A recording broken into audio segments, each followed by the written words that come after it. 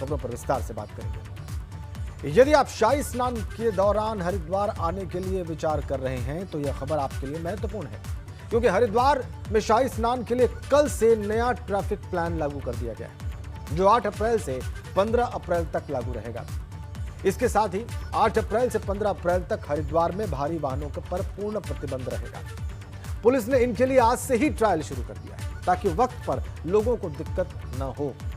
हरिद्वार में हर ओर से प्रवेश करने वाले वाहनों के लिए अलग अलग पार्किंग्स बनाई गई। यात्री को पार्किंग से गंगा घाटों तक लाने के लिए शटल बसों का इस्तेमाल किया जाएगा।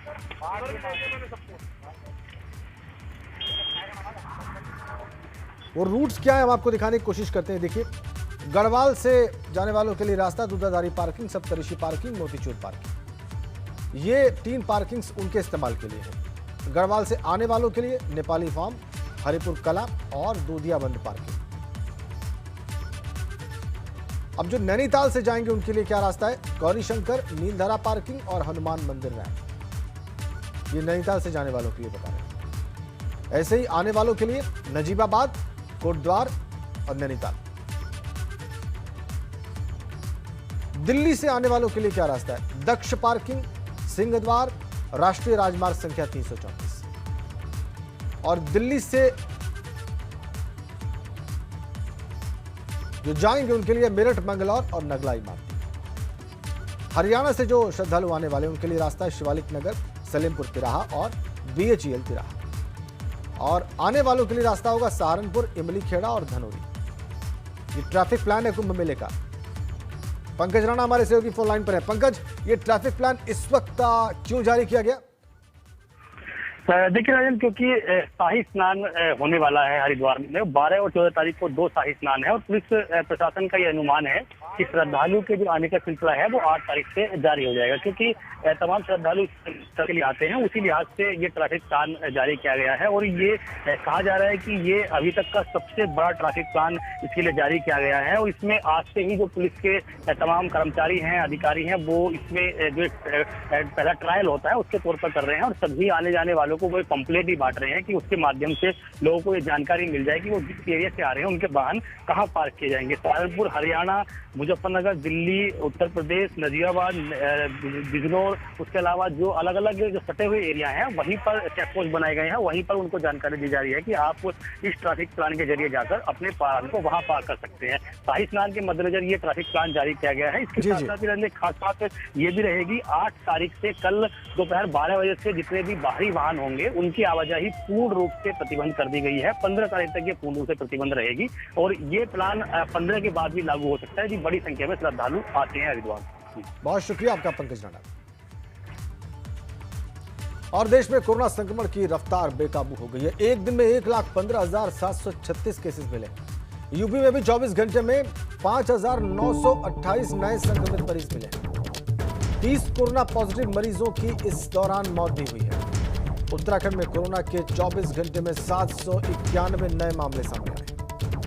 तो कोरोना की रफ्तार बढ़ती हुई रिकॉर्ड आंकड़े सामने आए हैं पिछले 24 घंटे में। 1,15,000 से ज्यादा देश में। ऐसे ही उत्तर प्रदेश में भी 5,900 से ज्यादा। उत्तराखंड में 24 घंटे में 791 नए केसेस।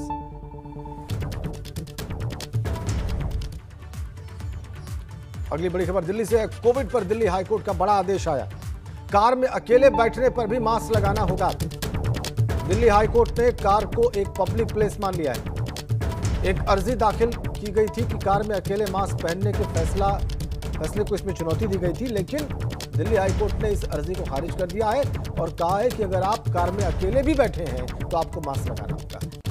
पब्लिक प्लेस में अगर आप कार चला रहे हैं तो भले ही कार के भीतर बैठे हों, लेकिन माना जाएगा कि आप पब्लिक प्लेस में। बड़ा आदेश दिल्ली हाईकोर्ट का। जो भी दिल्ली वासी हैं या दिल्ली में जिन्हें जाना है, कार से यात्रा करनी है, उनके लिए मास्क पहनना मस्ट है। वो अकेले ही क्यों ना कार ड्राइव कर रहे हैं। बड़ी खबर और महत्वपूर्ण खबर। 24 घंटे का कोरोना अपडेट आपको देते हैं। प्रयागराज में 24 घंटे में लखनऊ में 39 डॉक्टर कोरोना पॉजिटिव पाए गए हैं हॉस्पिटल के। हापुड़ के डीएम अनु सिंह कोरोना पॉजिटिव हो गए हैं, क्वारंटीन कर लिया उन्होंने अपने आप को। बरेली में डॉक्टर समेत 77 लोग कोरोना संक्रमित हो गए। इटावा के जिला जेल में 30 कैदी कोरोना पॉजिटिव पाए गए हैं। अमेठी में डॉक्टर और 14 लोग कोरोना पॉजिटिव पाए गए हैं। भाजपा प्रदेश महामंत्री संगठन सुनील बंसल कोरोना पॉजिटिव हो गए और लखनऊ विश्वविद्यालय समेत सभी डिग्री कॉलेज 10 अप्रैल तक बंद कर दिए गए। वाराणसी में गंगा आरती में 200 से ज्यादा लोगों के शामिल होने पर रोक लगा दी गई है। देहरादून में दून स्कूल के 5 शिक्षक और 7 छात्र संक्रमित मिले हैं। 1000 से ज्यादा पॉजिटिव केसेस तो सिर्फ प्रयागराज में सामने आए हैं पिछले 24 घंटे में। ये पिछले 24 घंटे का कोरोना अपडेट हम आपको दे रहे हैं।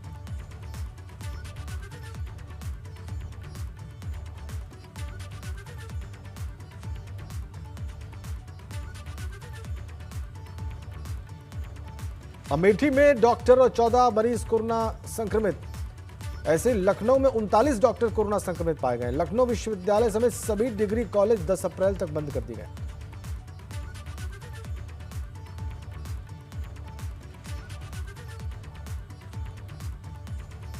हमारे 3 सहयोगी इस वक्त हमारे साथ सीधा कनेक्ट हैं। रवि केंदुरा देहरादून से, अनुभव शुक्ला लखनऊ से और अविनाश तिवारी दिल्ली से। पहले हम चलते हैं लखनऊ, अनुभव के पास चलते हैं। अनुभव, हमने देखा है पिछले दिनों लखनऊ में कोरोना केसेस में जबरदस्त उछाल आया है, खूब संक्रमण दिखाई दिया है। तो पिछले 24 घंटे का क्या हाल आप देख रहे हैं वहां पर? देखिए, बिल्कुल 5,928 नए मामले बीते 24 घंटे में सामने आए थे और 30 लोगों की मौत हुई है इसी उत्तर प्रदेश में। और राजधानी लखनऊ की अगर बात करें तो 1188 मामले बीते 24 घंटे में आए थे। कहीं ना कहीं कोरोना से लगातार हालात बिगड़ते जा रहे हैं और केवल उत्तर प्रदेश में लखनऊ ही नहीं, अब तो प्रयागराज हो, वाराणसी हो, सभी शहरों में, प्रयागराज में भी 1000 से ज़्यादा मामले सामने आए और ये आंकड़े दिन प्रतिदिन बढ़ रहे हैं। राजेंद्र, अगर हम अपने दर्शकों को बताएं, 3 मार्च को उत्तर प्रदेश में केवल और केवल 77 मामले सामने आए थे, लेकिन अब आप देखिए यानी तकरीबन 6000 तक मामले आ रहे हैं और ये लापरवाही है। हम अगर तस्वीर आपको दिखाएं तो हम लखनऊ में मौजूद हैं, चूँकि दूसरे चरण में जिला पंचायत के जो त्रिस्तरीय पंचायत चुनाव हैं उसके चुनाव होने हैं और यहाँ पर जो हम मौजूद हैं, यहाँ पर लोग अपने नामांकन पत्र को आज जमा करने की तारीख है तो लोग यहाँ पहुँचे हैं।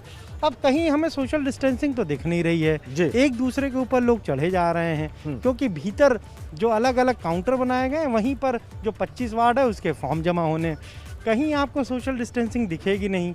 शायद लोगों को भी लगता है, प्रशासन को भी लगता है कि जहां चुनाव होगा वहां कोरोना आता नहीं है। अब ये आए हैं, आप क्या फॉर्म जमा करने आए?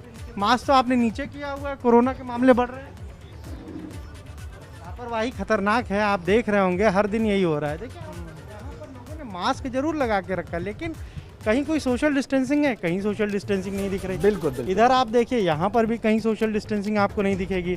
हम भीतर आए हैं, ना कहीं हमें थर्मल स्कैनर दिखा, ना ही हमें कहीं सैनिटाइजर दिख रहा है, ना ही कहीं बाहर मास्क रखा हुआ है। तो शायद लोगों ने भी मान रखा है, लापरवाही वो करेंगे। प्रशासन ने तो ये मान ही रखा है कि जहाँ चुनाव होगा वहाँ कोरोना नहीं आएगा और यही स्थिति है, यही वजह है कि देश में आप देखिए अब तक का सबसे ज़्यादा कोरोना काउंट आया, 1,15,000 से ज़्यादा नए मामले आ गए। बिल्कुल। उत्तर प्रदेश की क्या स्थिति है, लगातार कोरोना के मामले बढ़ रहे हैं, लेकिन चुनाव कराने हैं तो नियमों की कोई ज़रूरत नहीं, कोविड प्रोटोकॉल की कोई ज़रूरत नहीं है जी। अपर मुख्य सचिव गृह ने लिखा कि जहां पर भी चुनाव होंगे धारा 144 लगाइए, 5 लोग से ज़्यादा ना आए। लेकिन हम आ रहे थे तो लोग ढोल नगाड़े लेके आ रहे हैं, 20-20, 50-50 लोग चले आ रहे हैं जी। तो शायद यही लापरवाही भारी पड़ रही है और अब लोगों को भी समझना पड़ेगा कि बिल्कुल ठीक है आपने, कोरोना का संक्रमण रोका जाए। बिल्कुल बिल्कुल बिल्कुल, लापरवाही लोगों की ओर से भी और ऐसा लगता है कि प्रशासनिक स्तर पर भी ढिलाई दिखाई दे रही है। आपने बिल्कुल ठीक कहा कि चुनाव जहां पर है वहां पर कोई नियम कानून, वहां पर कोई प्रोटोकॉल, वहां पर कोई फिजिकल सोशल डिस्टेंसिंग के नियम काम ही नहीं करते हैं। बिल्कुल ठीक कहा आपने। अब हम चलेंगे देहरादून, रवि केंतुरा के पास। देहरादून में भी क्या ऐसी ही स्थिति आपको दिखती है? क्योंकि वहां पर उत्तराखंड में हरिद्वार में कुंभ का आयोजन हो रहा है, बाहर से लोग पहुंच रहे हैं, तो क्या वहां भी ऐसी स्थिति है रवि? जी देखिए राजेंद्र जी, बहुत ज़्यादा सतर्कता की आवश्यकता है। मैं पिछले 24 घंटों की बात करूं तो 7 लोग कोरोना से अपनी जान गंवा चुके हैं। 791 मामले जो है, एक बड़ा आंकड़ा जो है उत्तराखंड में फिर से आया है 24 घंटों के भीतर। आज हम 1,03,000 से अधिक जो है संक्रमित व्यक्ति जो है उत्तराखंड में हो चुके हैं। ऐसे में एक्टिव केस जो एक दौर में बहुत कम हो गए थे, अभी मैं अगर बात करूं तो 3700 के करीब एक्टिव केसेस हैं जो उत्तराखंड में है कोरोना के। कंटेनमेंट जोन की संख्या भी लगातार बढ़ती जा रही है। 28 कंटेनमेंट जोन जो है उत्तराखंड में बना दिए गए हैं, जिसमें सबसे ज़्यादा अगर हम बात करें तो देहरादून ज़िले में और उसके बाद हरिद्वार में है। तो ऐसे में जो लगातार कोरोना का आंकड़ा बढ़ता जा रहा है और जो स्थिति है वो काफ़ी जो है बदतर होती जा रही है और बहुत चिंताजनक है। अगर आज की मैं बात करूं तो कुछ समय पहले ही 2 लोग खुद स्वास्थ्य महानिदेशालय से पॉजिटिव आए हैं। दून स्कूल की हम बात करें तो वहां पर 5 शिक्षक और 7 स्टूडेंट कोरोना पॉजिटिव आए हैं। तो ये जो तमाम आंकड़े हैं वो लगातार जो बढ़ते जा रहे हैं, ये बहुत चिंता का विषय है।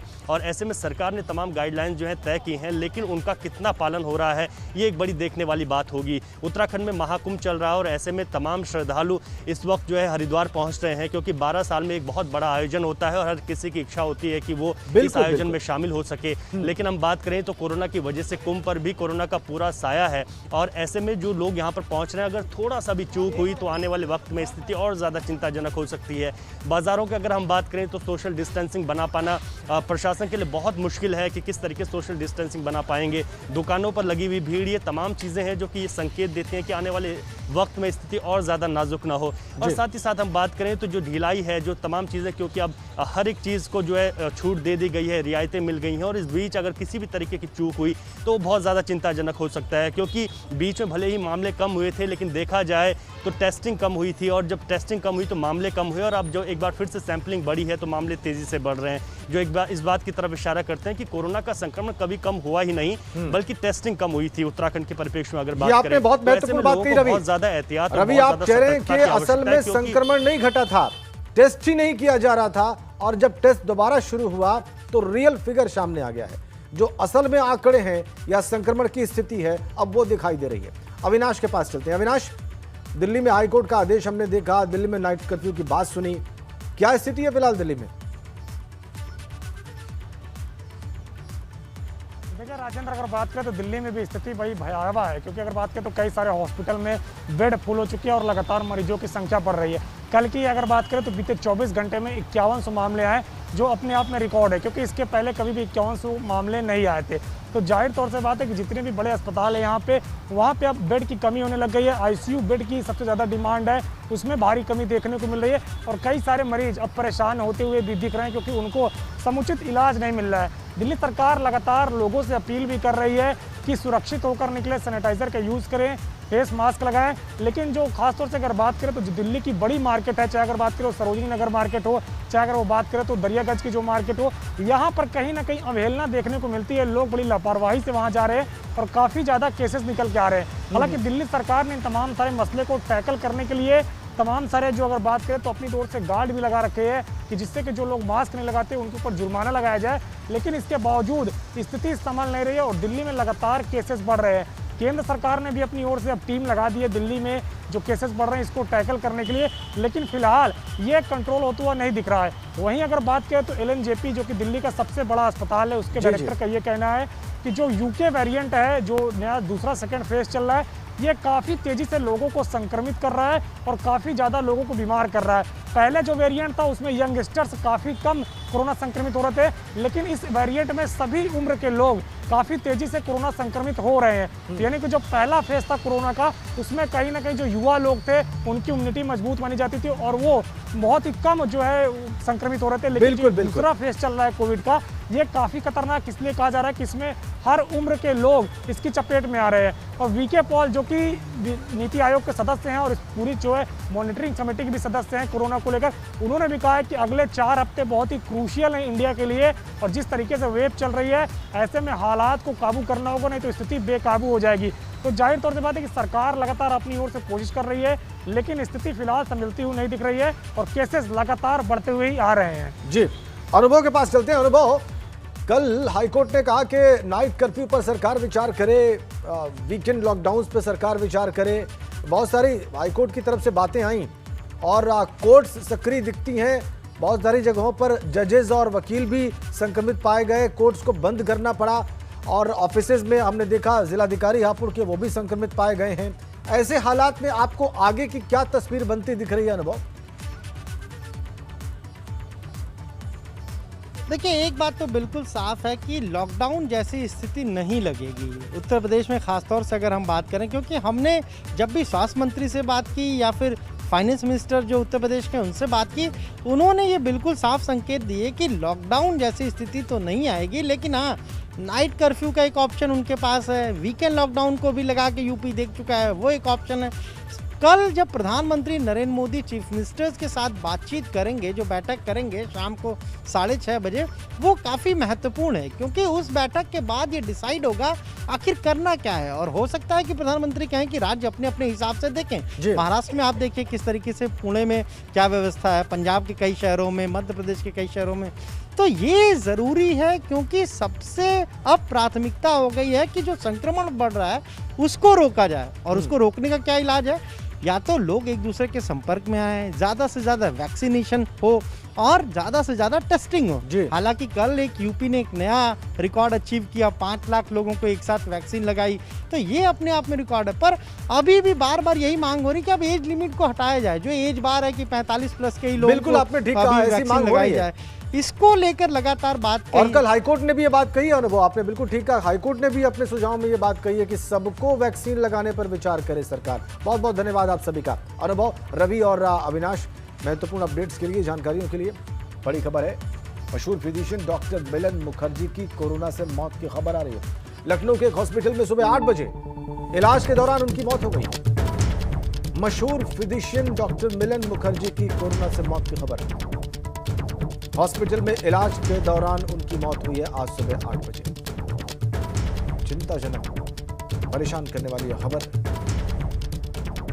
अस्पताल में इलाज के दौरान मशहूर फिजिशियन डॉक्टर मिलन मुखर्जी की मौत की खबर आ रही है।